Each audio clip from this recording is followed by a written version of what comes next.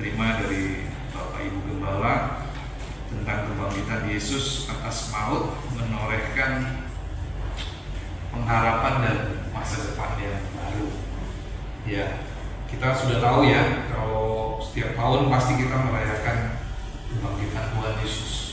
Tapi ada satu ayat yang sungguh memberkati buat saya secara pribadi. Kita baca dari kitab Kolose pasal yang ketiga. Ini satu ayat yang sungguh luar biasa, Bapak Ibu. Kolose pasal 3 ayat 1 sampai dengan ayat yang keempat.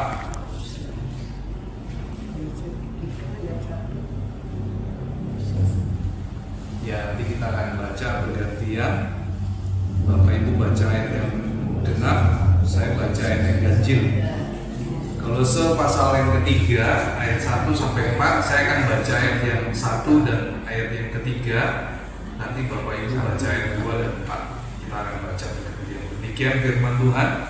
Karena itu, kalau kamu dibangkitkan bersama dengan Kristus, carilah perkara yang di atas, di mana Kristus ada, duduk di sebelah kanan Allah. Pikirkanlah perkara yang di atas, bukan yang di bumi. Sebab kamu telah mati dan hidupmu tersembunyi bersama dengan Kristus di dalam Allah. Apabila Kristus yang adalah hidup kita menyatakan diri telah, kamu pun akan menyatakan diri bersama dengan Dia dalam kemuliaan. Ya, amin. Bapak Ibu, ini surat yang ditulis oleh Rasul Paulus kepada jemaat di kota Kolose ya. Dan ketika saya membaca di ayat yang 1 dan ayat kedua, kemudian dilanjut ayat 3 dan 4, maka di sini ada beberapa poin yang ingin saya sampaikan. Yang pertama, Bapak Ibu, Paulus di sini mengingatkan kepada jemaat di kota Kolose. Ya, karena apa? Karena soal kebangkitan itu adalah sebuah kepastian.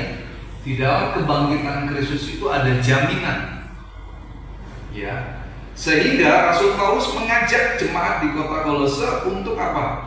Tidak lagi memikirkan kehidupan yang ada di dunia ini, tapi mereka sudah mulai fokus kepada perkara yang di atas, yaitu berbicara tentang kekekalan.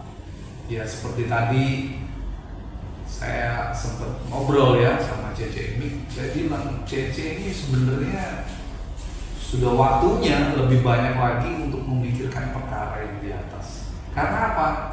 Karena Cece ini sudah gak punya tanggungan. Betul ya?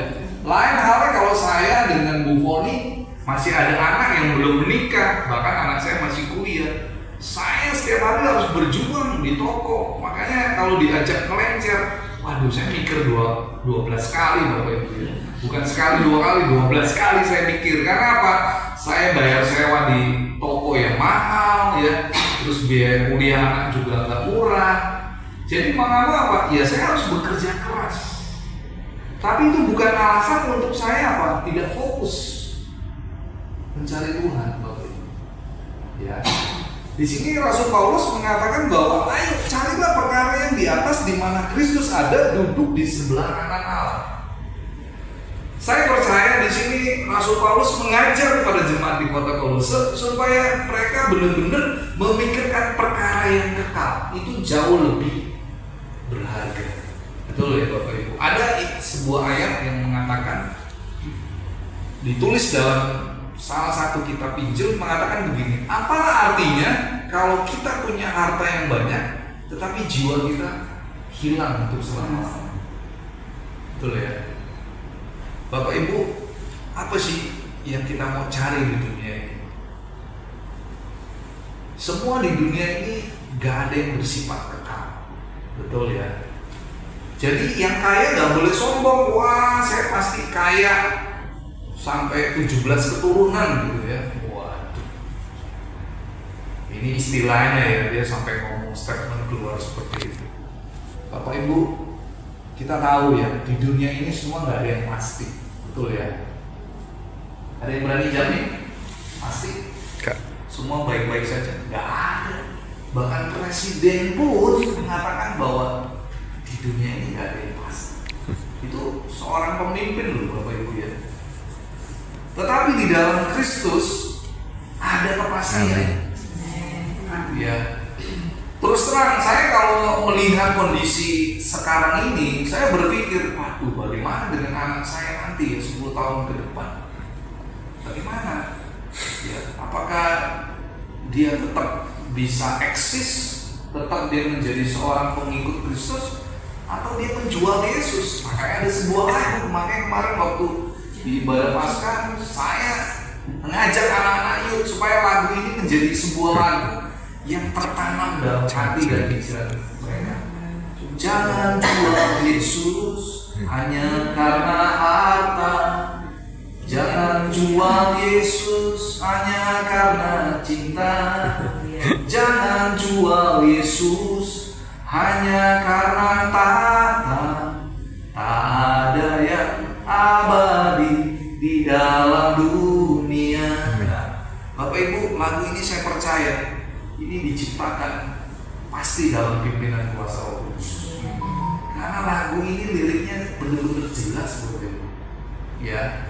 Nah, jadi ayo saya berdoa hari-hari ini supaya anak-anak saya 5 tahun, 10 tahun, bahkan 15 tahun ke depan mereka tetap menjadi pengikut Yesus.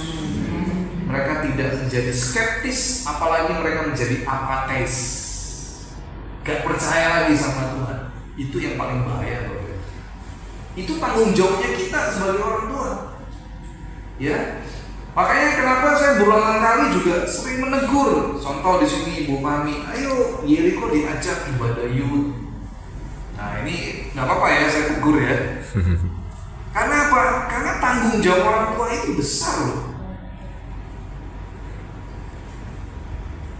Karena apa? Hari-hari ini dunia sedang menggerogoti Bapak.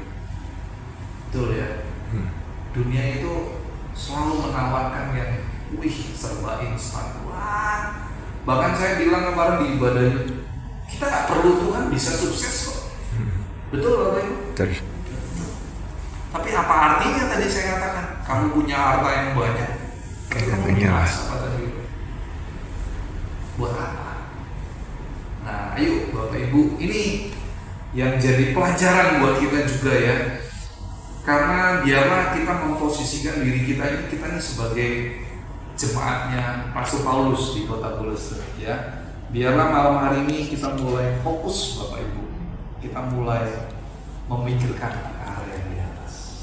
Dan yang kedua Bapak Ibu ya, kedua yang ingin saya sampaikan, poin kedua yang tidak kalah penting adalah di ayat yang keempat. Bapak Ibu, kita percaya nanti di dalam kerajaan 1000 tahun kita akan memerintah bersama dengan Tuhan Yesus. Amin. Amin. Amin. Kita akan memerintah Bapak Ibu dalam sebuah kemuliaan yang luar biasa. Nah, oleh karena itu biarlah hari-hari ini kita benar-benar berubah dari cara karakter hidup kita. Gak ada lagi yang namanya sombong, apalagi baper ya, sakit hati, tersinggung kalau ditegur. Wes itu kalau ngomong tuh kayak silet gitu ya, nggak usah Bapak Ibu. Justru kalau dia ngomong pedes, ibu denger, ibu harusnya bersyukur. Waduh, omongan dia begitu panjang, berarti apa? Dia sedang menegur saya. Dia sedang menegur saya supaya apa? Supaya saya berubah. Bapak Ibu, ayat 4 di sini dikatakan begini. Apabila bayangin, gimana ya? Nanti suatu saat saya jadi pemimpin yang jadi menteri ya. Tapi ini bukan menteri dunia loh ya, ini menteri kerajaan yang 1000 tahun, luar biasa begitu ya, jauh lebih mulia. Nah oleh karena itu biarlah hari-hari ini kita berbenah diri, betul ya. Kita sudah gak perlu lagi baper, kita gak perlu lagi gampang tersinggung, apalagi nyimpen kepahitan ya. Kekecewaan yang terus-menerus itu sudah dianggap sampah. Paulus bilang di dalam kitab Filipi, ya, dia mengatakan bahwa malahan segala sesuatu kuanggap rugi karena pengenalan akan Kristus. Jadi malam hari ini, ayo saya mau mengajak seluruh jemaat KPK di Ebenezer. Ya, saya percaya Bu Foni, Pak Artono, Paulus, Jetli ya, lebih terkenal Jetli ya. Nah, untuk membedakan di gereja ada juga namanya Pak Artono ya. Ada begitu banyak namanya Pak Artono, lebih enak Artono Jetli ya, Artono Paulus Jetli. Di sini Pak Elias, Bu Yanti ya, dan bapak-bapak semua. Bahkan saya setiap pagi saya selalu berusaha untuk doa fajar di gereja. Karena apa? Saya mau mengajari jemaat. Ayo cari Tuhan. Kita cari Tuhan bukan waktu kita pas lagi butuh baru kita cari Tuhan. Oh, pas lagi saya ada pergumulan baru saya cari Tuhan. Tidak, Bapak Ibu. Kita cari Tuhan itu setiap waktu. Kita sadar bahwa tanpa Tuhan saya bukan apa-apa. Tanpa Tuhan saya bukan siapa. Jadi saya bukan mau gaya-gayaan Bapak Ibu, saya kirim di grup gembala, di grup MMC, doa pagi.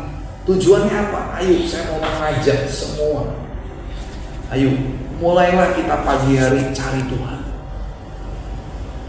Supaya apa?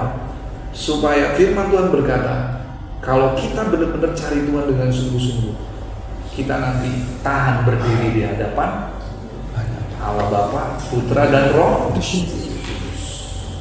Firman Tuhan berkata, berjaga-jagalah dan berdoalah senantiasa, supaya kamu tahan berdiri menghadapi segala sesuatu, dan supaya kamu tahan berdiri di hadapan Anak Domba. Jadi Bapak Ibu, malam hari ini saya renungannya nggak usah panjang-panjang, betul ya. Yang penting kita praktek, itu jauh lebih luar biasa lagi. Karena firman Tuhan, berbahagialah orang yang menyimpan firman Tuhan, terlebih lagi melakukan firman Tuhan. Jadi ayo malam hari ini semua Bapak Ibu, termasuk saya juga secara pribadi, biarlah kita fokus. Arah tujuan hidup kita bukan lagi untuk perkara di muka bumi, tapi inilah saatnya kita benar-benar menata hidup kita. Untuk saya mempersiapkan diri saya, karena satu saat saya akan memerintah bersama dengan Tuhan Yesus dalam kerajaan 1000 tahun. Kalau Bapak Ibu bertanya apa itu kerajaan 1000 tahun, Pak? Ikut kelas pendalaman karena kalau saya bahas di sini itu harus belajar 1 tahun tentang mata kuliah SK Teologi. Jadi kalau saya suruh cerita tentang kerajaan 1000 tahun, angel Bapak Ibu ya. Anda pasti akan pusing. Betul? Karena materi itu materi yang berat. Ya, itu materi yang belum terjadi, tapi itu pasti akan terjadi. Jadi dibilang angel gampang ya, gampang angel ya, itu bahasanya. Jadi kembali lagi Bapak Ibu, ayo kita bersyukur ya di Alkitab kita punya pengajar yang luar biasa, yaitu Rasul Paulus, di mana dia mengingatkan kita supaya kita fokus.